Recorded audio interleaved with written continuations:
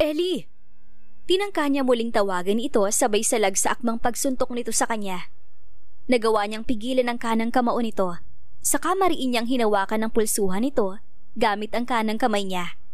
He knew that signature move. Pakiramdam niya ay kasparing lamang niya si Diana. Neb! Sambit nito sa pangalan niya, sabay ikot patalikod sa kanya. Saka umangat ang paa nito paatake sa kanya. It hurt his head.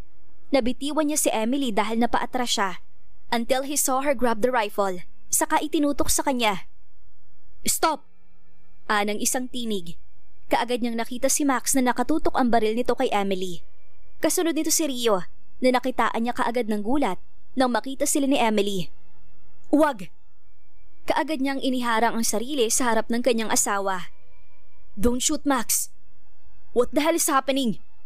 Tanong ni Rio. Go get Wesley. Ako nang bahala kay Emily. Agap niya. Kaagad namang kumilos ang mga kasama niya at hinarap si Wesley. Hindi mo ko mapipigilan sa gagawin ko. Narinig naman niyang sabi ni Emily sa kanyang likuran. Ano? Tanong niya nang humarap dito. Do it, Emily. Patayin mo na siya. Sigaw ni Wesley. Anong ibig sabihin ng sinabi mo kanina? Ulit niyang tanong sa kanyang asawa at pinansin si Wesley. Kailangan ko siya. Sagot ni Emily sa kabilang pumikit tila may sumakit dito. Muli itong umuwi. Sigurado na siyang may masakit. Ellie, makinig ka sa akin. Sinamantala niya na tila distracted to. Hindi mo dapat protektahan ang daddy mo. I'm sorry, but he's a monster. Wala siyang kasing sama. Alam ko. Anito at muling itinutok ang baril sa kanya, sabay buntong hininga. Alam niyang may nangyayari sa kanyang asawa. Hindi pa lang malinaw sa kanya. Pero hindi niyo siya pwedeng patayin. Napapikit siya. Ramdam na ramdaman niya ang paghihirap ng kalooban ni Emily. Ramdam niya yon sa tinig pa lamang na boses nito. Tama na, wag mo na siyang pagkatiwalaan. Pinatay niya ang mami ko. Agap nito sa basag na tinig. Kitang-kita niya ang pangingilid ng luha ni Emily. Alam mo? Alam kong nagsinungaling si Uncle. Nasa secret camp ako noon ni Dad at under training. At bago ang araw na isugod si Mami sa ospital, tinawagan niya ako. It's a weird call. Nagpaalam siya sa akin at sinabi niyang mahal na mahal niya ako. Na kahit ano pa daw ang mangyari, ay wag ako magtitiwala kay Dad. Na kung nasaan man daw siya, ay babantayan niya ako. Hindi niya sinabi kung nasaan siya, pero alam ko na mangyayari. I cried. Puno ng lungkot ang tinig ni Emily. Iyon ang kauna-unahang pagkakataong nakita niyang ganoon ang asawa niya. Tila biglang bumigat ang tingin nito sa buhay. Nawala ang mga nakangiting matang madalas tumitig sa kanya. Nasaan ang mapagmahal niyang asawa? Anong nangyari kay Emily? I cried so hard. Patuloy sa pagkakwento si Emily habang nakaumong pa rin sa kanya ang baril nito. She seemed half awake, half asleep. Then the next day, tinawagan ako ni Uncle at I know that part, sweetheart. Nakwento mo na sa akin. Pagputol niya sa iba pang sasabihin nito, hindi na niya kayang pakinggan ang paghihirap nito.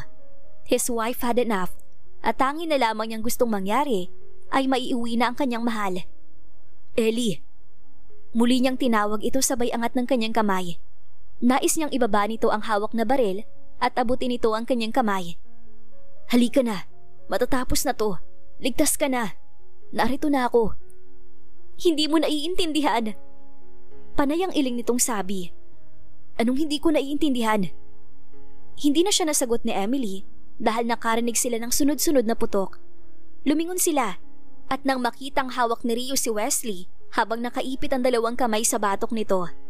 Pilit na lumalaban si Wesley. But he knew Wesley was not that trained in combat, kaya alam niyang wala na itong kawalaki na Rio. Ako ang tatapos ng lahat. Narinig niyang sabi ni Emily kaya muli siyang napalingon dito. Naalarma siya nang lumakad ito papalapit sa kinaroroonan ni Wesley. You cannot stop me! Galit na sabi ni Wesley habang pinipilit na magpumiglas sa pagkakahawak ni Rio. Hindi pwedeng buksan ang cellar dahil kakalat yun sa hangin and everybody will be affected. We have the antidote. Agap naman ni Brian. Sabay angat sa steel cylinder na dala kanina ni Wesley. Napasunod siya dito. Hindi pa yan kumpleto. Galit namang sagot ni Wesley. Ako ang kukumpleto, Salvador. Ani Emily at sabay-sabay silang napatingin sa kanyang asawa. Paano mo gagawin yon? Tila naghahamon na tanong ni Wesley o si Dante. Isang bagay ang ibinilin sa akin ni Mami. Huwag magtiwala sa iyo. You put trigger on me. I have bullet in your head. Nagkamali ka nang galawin mo ang utak ko. Pwedeng nabura mo ang alaala ko para maloko mo kaming lahat. Pero hindi mo nagawang burahin ang itinuro mo sa akin tungkol sa NER 821. At ngayong naalala ko na lahat, thanks to you, matatapos ng lahat ng kasamaan mo. Tumawa naman si Wesley. A hero. Do you think giving your blood sample will complete the antidote? Hindi ko gagawin yon. Hindi na kailangan ng antidote mo. Napasunod lamang sila nang kumilos si Emily patungo sa fuel tank ng helicopter at ilabas ang container. Saka muling lumapit sa ama nito. Bitawan mo siya, Rio. Utos ni Emily na kaagad namang sinunod ni Rio. Saka ibinuhos ang gas na laman ng container kay Wesley. What the hell are you doing? Biglang nataranta na tanong ni Wesley. Itinapon ni Emily sa tabi ng container nang maubos ang laman. Ginawa mo akong monster, Dad. And this monster will burn you. Now! Pagkasabi niyon ay binaril ni Emily ang semento na gas at kaagad iyong nagliyab patungo sa buong katawan ni Wesley. Napaatras silang lahat habang si Wesley ay walang humpayang sigaw habang nasusunog ito. Noon niya nilapitan si Emily at kinuha ang hawak na baril. Saka ito tahimik na hinapit ng yakap dahil alam niyang iiyak ang kanyang asawa. Isang modernong headquarter ang inuwian ni na Emily matapos manggaling sa Rizal. Kasama nilang bumalik si Rio, Brian at Max. Si Inspector Maro Esteban naman na ipinakilala sa kanya ni Neb ay nagpaiwan sa facility upang asikasuhin ang pagdeterminate sa buong lugar. Sinalubong sila ni Nitos. Kaagad itong ngumiti na makita siya. Good to see you, Emily. Sabi nito sa kanya sabay abot sa kanyang kamay na inabot nito kahit nakabalot iyon sa blanket. Inilagay iyon sa kanya ni Neb nang nasa sasakyan sila pa uwi.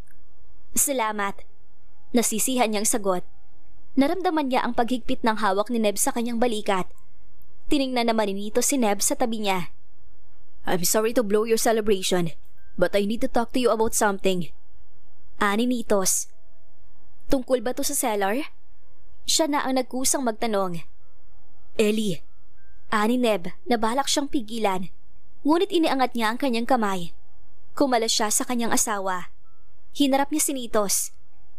Kailangan na buksan ng cellar. Do you have the place that could evacuate the virus? Yeah, meron. Sagot ni Nitos.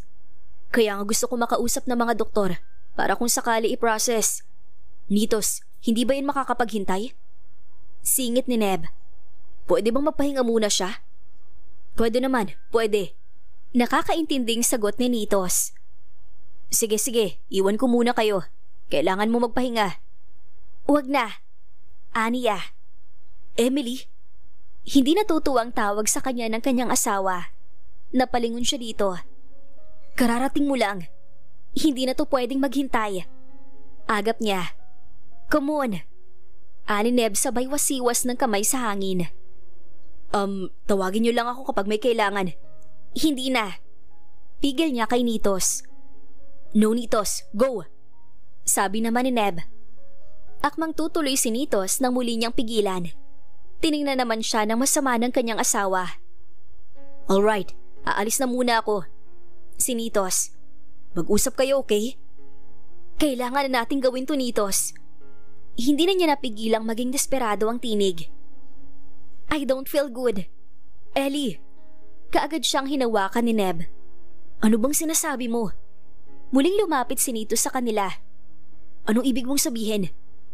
Mabilis na nangilid ang luha niya. Hindi ko alam, pero parang kailangan ng tanggalin ang pacemaker ko. Sumasakit ang dibdib ko. Ano? Gulat at biglang nataranta si Neb. Nitos, tawagin mo si Uncle Raul. Go! Okay. Nataranta na rin si Nitos. Come here, sweetheart. Sabi ni Neb at inalalayan siya paupo sa isang couch. Nahihirapan ka bang huminga? Medyo. Sagot niya sabay hugot ng hininga. Parang pinipigil ng pacemaker ang paghinga ko. Kailan pa to? Muling tanong ni Neb sabay abot sa kanya mga kamay at dinala iyon sa mga labi nito. Kitang-kita ang pag-aalala kay Neb. Ngumiti naman siya upang pawiin ang pag-aalalang iyon. Relax, aniya. Umiling naman si Neb. Emily? Narinig ang humahangos na tinig ni Uncle Raul. Oh Jesus Christ, thank you, you're here. Uncle. Tumayo siya upang salubungin ito at kaagad siyang niyakap na makalapit ito. Thank you, ligtas ka na. Panay sambit nito habang yakap siya. Napakahigpit ng yakap na iyon. Napangiti siya sabay pikit. I'm so sorry, Emily. Patawarin mo ko. Patuloy ni Uncle Raul na tila naiiyak pa. Uncle, napakalaki ng kasalanan ko si Emily. Pinigil niya ang iba pa nitong sasabihin. Uncle, please, alam kong mahirap din para sa iyong lahat. I'm so sorry about Auntie. Yeah, I know. Siguro nga'y ganun talaga. Uncle. Hindi na niya napigilan mapaluha. Alam niyang hirap na hirap itong tanggapin ang nangyari sa buong pamilya nila, na sila na lamang dalawa ang naiwan upang ipagpatuloy ang buhay. Andito lang ako, Uncle. Sabi niya habang panay ang pahid nito sa kanya mga luha. Kakayanin natin. Pilit ngumiti nitong sabi. Sandali, Nitos told me about your breathing. Sabi naman ito na tila biglang naalala. Naupo siyang muli at ito naman ay kinuha ang stethoscope na nakasabit sa leeg nito. Inhale. Utos nito na sinunod niya. Exhale. Ngunit nang ginawa niya yon, ay bigla siyang napaubo. Oh crap! Ani Uncle Raul. Kailangan ko makitang pacemaker mo. I want it removed. Umiling saka na upo sa tabi niya ang kanyang tiyuhin. Si Neb naman ay tahimik lamang sa kanan niya. Nararamdaman pa niya ang paghawak nito sa kanyang kamay. I cannot guarantee you that. Hindi pa natin alam kung pwede na talagang tanggalin ang pacemaker mo. O kung pwede nang palitan. Alam mo kung anong mangyayari sa oras na galawin natin yan. Sagot ni Uncle Raul. Pero nahihirapan na siya. Sabi naman ni Neb. Wala bang paraan para matapos na to? Of course, we'll find a way. Mabilis na tugon ni Raul. Biglang nakaramdam ng paninikip ng dibdib si Emily, sabay tila nahilo siya. Kaagad iyong napansin ni Neb. Ellie, you okay? Naroong tumindi ang paninikip. Tila hindi niya naramdaman ang pagtibok ng puso niya. Neb! Ellie, please tell me. Puno ng pag-aalala ang sabi ni Neb. Humarap ito sa kanya. Ihahanda ko ang gamit ko. Kailangan ko makita ang pacemaker mo. Ani Uncle Raul at mabilis na umalis. Neb! Tawag niya sa asawa. Panay ang habol niya sa kanyang paghinga. Sabihin mo kay Nitos na handa na ako. What? Tila ayaw makinig na sagot ni Neb. Saka nagbuntong hininga. Naisip mo ba kung anong gusto mong mangyari? Pero kailangan mo wala ng nerve aid. Kapag napunta na naman to sa masamang kamay, ano na lang ang pwedeng mangyari, di ba? May kahirapan sa paghingi niyang sabi. Masyadong delikado. Can we just find another way para mawala ang virus na yan nang hindi na kailangan buksan ang dibdib mo? Aburido na nga si Neb. Inabot ni Emily ang pisngi nito. Ayoko nang humabang usapan tungkol dito. Gusto ko nalang matapos ang lahat. If this is my fate, so be it. Mas mahalagang mawala ang virus. Alam kong naiintindihan mo ko. Panay ang iling ni Neb. Halatang nahihirapan din ito. Ayokong intindihin. Pwede kang mawala sa akin kung gagawin mo yan. At hindi ko kakayanin kapag nangyari yun. Kaya kong gawin lahat para protektahan at iligtas ka. Alagaan at mahalin. Pero sa kasong to, wala akong laban. I cannot let this happen, Ellie. Pero kailangan nating gawin. Aniya saka umayos ng upo at hinarap ito. Muli na namang namuo ang mga luha niya. Seeing her better half tormenting, gave her the most painful wound. Huwag tayo maging selfish sa bagay na to, Neb. Gagawin natin ang tama. Hindi natin alam kung anong pwedeng mangyari. Oo, totoo yun. Pero at least, we did what we have to do. Ellie, ang hirap. Ayokong isugal ang buhay mo. Hindi pwede. Saad nito sabay tungo. Saka siya lumapit at niyakap ito. Nakapagdesisyon na ako. Please, Neb. Kailangan ko ang suporta mo. Sabi niya habang yakap ito, at ganoon na lang ang iyak nang yakapin siya lalo ni Neb at maramdaman na lang niya ang pagyugyog ng balikat nito. She knew her love just cried on her. Mahigpit ang hawak ni Neb sa kamay ni Emily habang nakahiga ito sa stretcher. Papunta na sila sa operating room kung saan kanugnog niyon ay ang laboratory. Naroon ang cellar at nakapasok sa isang malaking makina na siyang tutunaw sakaling lumabas ang airborne virus sa oras na bumukas ang cellar. Nakapaloob sa naturang makina ang antidote na siya namang hahalo sa virus. Lilinisin niyon ang components ng virus at tuluyang mawawala ang epidemic substance na nakapaloob doon. Sa operating room naman ay gagawin ang proseso kung saan patitigilin ng ilang segundo ang tibok ng puso ni Emily upang matrigger patungo sa cellar at marilis ang unlock code. Delikado at walang kasiguraduhan ang gagawin nila, ngunit desidido si Emily na tapusin ang kasamaan ng ama nito. Naniniwala si Emily na bahagi siya ng gulong binuo ng kanyang ama, kaya nararapat lamang na kabahagi rin siya upang mawala na ito ng tuluyan sa mundo. Pwede ba ako sa loob ng operating room, Doc? Tanong ni Neb sa katapat niyang doktor. Nasa harap naman niya si Uncle Raul. I'm sorry, Mr. Viero. Hindi maaari ang nais mo. Tugon ng doktor. She will be alright, Neb. Gagawin ko ang lahat. Sabi naman ni Uncle Raul. Nakasuot na ito ng gown, handa para sa operasyon. Neb! Mahina ang tinig na tawag ni Emily sa kanya. Bahagya lamang na nakamulat ang mga mata nito dahil tinurukan na ito ng pampatulog. Yes, sweetheart. Tugon niya. Smile. Sabi nito kahit antok na. Para sa akin, smile ka naman. Sinubukan niyang ngumiti nang tumingin siya dito kahit na napakabigat at puno ng kaba ang dibdib niya. Handsome. Halos pabulong na lang nitong sabi, sabay ngiti. Noon siya totoong napangiti kahit paano. Natutuwa siyang pilit na nagpapakatatag si Emily. I'm sorry, Neb. Hanggang dito ka lang muna. Saad ni Uncle Raul sa kanya nang harapin siya nito. Nasa pinto na sila ng operating room. Hindi pa niya binibitawan ng kamay ni Emily. Ngumiti muli si Emily. Saka siya pinakatitigan. Pagbalik ko, gusto ko nakangiti ka. Sure, sweetheart. Aniya sa kalumapit at hinalikan ng kanyang asawa. Love you. I love you too. Sagot ni Emily at wala na siyang nagawa nang pagulungin na muli ni Uncle Raul ang stretcher. At tila unti-unting hinuhugot ang hininga ni Neb habang pumapasok sa loob ang kanyang asawa. Lumipas ang 3 hanggang 4 na oras ang paghihintay ni Neb. Nasa labas lamang siya ng operating room at inip na pabalik-balik doon.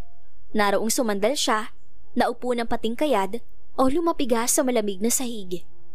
At walang humpay na pag-abala sa kanyang kaba sa tuwing sasagi sa isip niya ang posibleng nangyayari sa loob ng operating room. Naroon ding pinuntahan siya ni na Brian, Max at Nitos. Inalok na kumain at inabutan ng maiinom, ngunit tinanggihan lamang niya. Sa tuwina na ay lumalabas sa mga nurse mula sa operating room at sa bawat labas na yon ay walang pagod siyang lumalapit upang kumustahin ang kanyang asawa. Ngunit panay-iling lamang ang natatanggap niya. Hindi pa raw tapos ang proseso kaya kailangan pa niya maghintay. May pagkakataon pang lumabas si Uncle Raul na kaagad niyang nilapitan. Ngunit tipid ang naging tugon nito. We're doing everything. Iyon lamang ang sabi nito at muli nang pumasok sa loob. Lalo tuloy siyang binalot ng hindi matawarang kaba. Wala kasi siya na bakas na kumpiyansa sa mga mata ni Uncle Raul. Hey! Ani Rio na makalapit sa kanya. Tinabihan siya nito sa pagkakaupo sa sahig. Sabay abot ng bottled water. Lipas na ang gutom mo. Kain tayo. Umiling siya. Mamaya na ako. Kailangan mong kumain. That's an order. Sabi nito na animoy, gustong magbiro. He just smiled roughly. Ilang beses ko nang sinuway mga orders mo. Sama mo na yan. Narinig niyang nagbuntong hininga nito. You know you can't be like that. Magiging okay siya, Neb. Magiging okay din ang lahat. Napapabuntong hininga naman siyang pumikit habang nasa mga mata ang daliri niya at marahang pinisil-pisil. Ramdam niya ang kanyang pagod. Kung tutuusin ay wala pa talaga siyang pahinga. Sila, naming lahat, kasama na si Emily. And the agony for his wife's condition and life was still pouring at him. Kaya walang lugar sa kanya ang kalma, dahilan upang mawalan siya ng ganang kumain. Matapang si Emily. Nang marinig iyon ay dahan-dahang namumulat si Neb at napalingon kay Rio. Diretso ang tingin nito at nakasandal ang ulo sa pader. Pero labis ng hirap ang pinagdadaanan niya. Hanggang kailan niya kakailanganing matapang para lang lampasan ng lahat? Can't life be a little easy for her?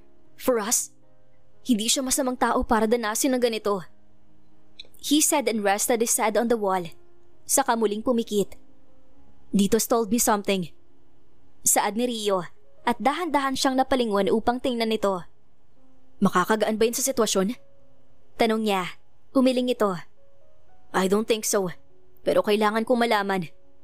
Gagad niya at binuksan ang bottled water na noon lamang niya naalala ang hawak niya. Saka uminom. Pakiramdam kasi niya ay kailangan niya yon dahil sa sasabihin ni Rio. Walang garantiya na kakayanin ni Emily na wala ang pacemaker. Saad ni Rio at kumunot ang kanyang noo. What exactly do you mean? Tumingala si Rio. Halatang nag-aalangan ito. Rio. Nagbaba ito ng tingin sa kalumingon sa kanya. Some tests were done. Nakita nilang nakapalibot na sa pacemaker ang veins ng puso ni Emily. It seemed like her heart recognized the pacemaker since especially made ang pacemaker para sa kanya. Dahil sa DNA na nakapalibot sa mismong pacemaker, some tissues grew into limbs at nagsilbi iyong muscle sa puso niya. Iyon naman ang bumabara sa paghinga niya. Kailangan tanggalin ang pacemaker. Pero ang problema ay hindi ganoon kadaling gawin yon. And it will take some badass doctor to fix that. Ang sabi ni Nito ay maaari maging option ng heart transplant. But the thing is, there's no available donor yet. It's really bad news. Tangin niyang nasabi sa kabila ng galit na namuo dahil sa kanyang nalaman. Ngunit na siyang lakas upang magwala. I'm ordering you to pray. It will help big time, dude. Ani Rio sabay hawak sa balikat niya. Malalampasan niyo to, okay? Yeah. Sagot niya sa nanghihinang tinig. Hanggang sa kainin na ng katahimikan na paghihintay nila sa paglabas na Emily. Habang siya ay tahimik na sinunod ang utos ni Rio.